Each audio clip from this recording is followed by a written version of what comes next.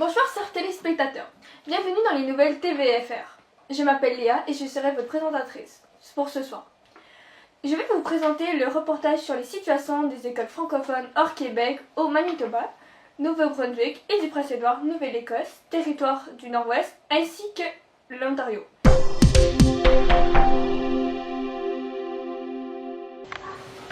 Maintenant, accueillons Madame Dubois. Salut Madame Dubois. Bonjour. Maintenant, aujourd'hui, on va avoir quelques questions pour vous demander sur les situations des écoles francophones en Nouvelle-Écosse. Pour la première question, c'est quoi la loi qui a été créée pour les écoles francophones en Nouvelle-Écosse? La loi Tupper Education Act. C'est qui a inventé cette loi? Sir Charles Tupper, Premier ministre du Canada et Premier ministre de la Nouvelle-Écosse, ainsi que docteur. Il a fait entrer la Nouvelle-Écosse dans une confédération et il a défendu ses rôles de Premier ministre du Canada, même si c'était que pour 10 semaines, de ministre fédéral du cabinet et Premier ministre de la Nouvelle-Écosse, bien évidemment. En quoi consiste ce Super Education Act? Le Tupper Education Act consiste à gérer les conflits éducatifs ainsi qu'à garantir des droits aux minorités religieuses en Nouvelle-Écosse. L'anglais est aussi devenu la langue officielle d'éducation dans les écoles publiques, ce qui a éliminé le soutien financier pour les écoles francophones catholiques. La Nouvelle-Écosse rentre donc dans un système unifié en anglais, ce qui est un essai d'assimilation culturelle. J'ai aussi entendu parler que vous avez déjà habité à l'Ontario. Est-ce que vous pouvez m'en parler de la situation là-bas aussi? Oui, alors il y a eu un règlement qui a été créé contre les écoles francophones en Ontario qui s'appelle le règlement de Ross. Mais c'est quoi le motif de ce règlement? Les francophones et les anglophones avaient des conflits sur la langue de l'éducation, ce qui est bizarre car d'habitude c'est plutôt sur la religion, mais ça a été sur la langue d'éducation en Ontario. Mais c'est qui ce George Ross? C'est George William Ross et le ministre de l'Éducation en Ontario en 1885. Mais que veut faire George Ross? George Ross vise un système éducatif unifié pour les écoles publiques et un enseignement en anglais, seulement en anglais. Il y a aussi d'autres réformes telles que l'introduction du jardin d'enfants et l'accès aux femmes aux études supérieures. Le règlement Ross impose aussi 2 heures par semaine d'école élémentaire en anglais. Pour les 4 dernières années d'école élémentaire, c'est 4 heures par semaine d'anglais. Comme le dit le journal The Mail, d'une langue étrangère, de costumes étrangers, de sentiments étrangers, un peuple entièrement étranger, en parlant des écoles de Comté, de Prescott et Russell, des Est-Ontariens. Un nombre croissant d'Ontariens anglo-protestants tiennent les mots français et catholique comme synonymes d'ignorants, d'arriérés et étrangers, précise l'historien Robert Choquette. Le règlement Ross a préparé le terrain pour d'autres règlements plus stricts, des règlements linguistiques, comme le règlement 17. Merci aux 2 dernières interviews. Maintenant, nous allons passer à Léa qui va interviewer 2 autres personnes. Maintenant, veuillons accueillir notre politicien qui vient tout droit du Nouveau-Brunswick, Monsieur Edwin. Salut. Bonjour, j'aurais quelques questions à vous poser. Bien sûr. Alors, tout d'abord, pouvez-vous nous faire un court résumé de cette fameuse loi 87? Bien sûr. En mai 1871, on a voté en faveur pour la loi des écoles communes, aussi appelée la loi des 87. Cette loi a reformé le système d'éducation et on a assuré une éducation libre pour tous les enfants de notre province. Et de plus, les éducations confessionnelles sont totalement interdites dans notre province. Et les enseignants doivent définitivement avoir un brevet pour pouvoir enseigner dans les écoles anglais et publiques. D'accord. Donc, pour ma deuxième question, est-ce que cette loi a causé des conflits envers les Canadiens français et les Canadiens anglais?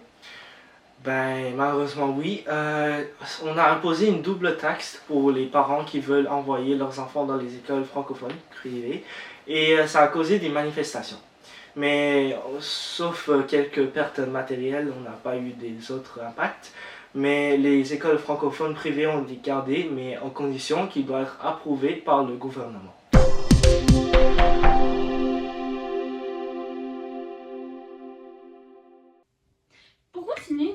accueillir Monsieur Greenway qui va nous raconter ce qui se passe au Manitoba. Allô? Bonsoir. Pouvez-vous nous accorder du temps pour quelques questions? Oui. Alors, tout d'abord, pouvez-vous nous faire un petit résumé sur ce qu'il se passe avec l'éducation en français au Manitoba? Avec les arrivées des immigrants anglais dans nos provinces, les Canadiens français deviennent minoritaires. Alors, les hommes politiques anglais et protestants veulent diminuer le pouvoir des francophones dans cette province. Alors, ils ont voté en faveur sur l'Official Language Act en 1890 et qui abolit l'éducation française et catholique partout dans la province. Pour continuer, ma deuxième question. C'est quoi la réaction des Canadiens français suite à cette décision? Bon, c'est sûr qu'il y avait des tensions entre le gouvernement et les Canadiens français, surtout les catholiques et les élites de la société. Et aussi, il y a aussi des tensions entre eux et le gouvernement fédéral. D'accord, je vois. Merci pour tout le temps que vous nous avez accordé pour cette entrevue.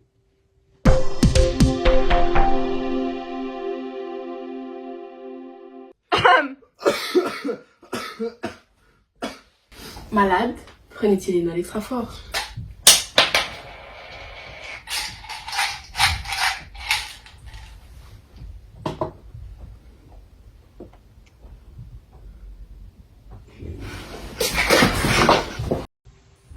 Ça finira plus vite. Et maintenant, nous allons passer à l'interview de Mademoiselle Desprairies, qui va nous parler du territoire du Nord-Ouest. Bonjour. Bonjour. Alors, j'aurais quelques questions à vous poser.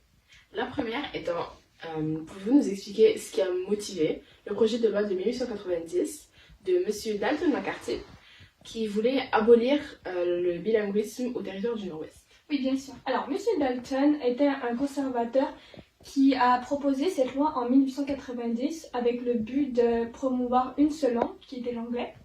Et cette mesure visait principalement à limiter l'influence de la culture et la langue française pour l'anglais. Ok, merci.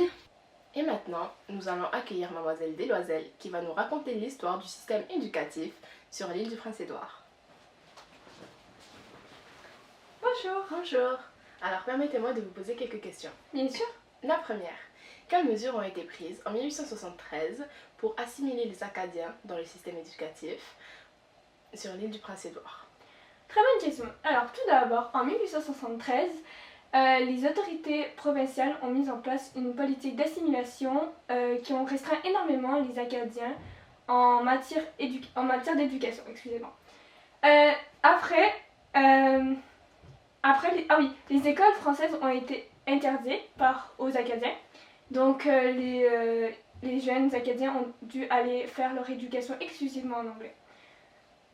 Alors, pouvez-vous nous parler de la loi de 1876, l'Official Language Act, et de son impact sur les services en français?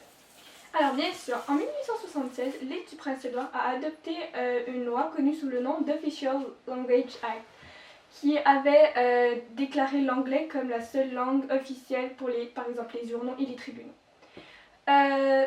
Cette loi a eu pour conséquence d'éliminer la langue française, excusez-moi, et de marginaliser tous les Acadiens. Merci. De rien. Merci pour votre écoute. Rendez-vous vendredi soir prochain à 21h.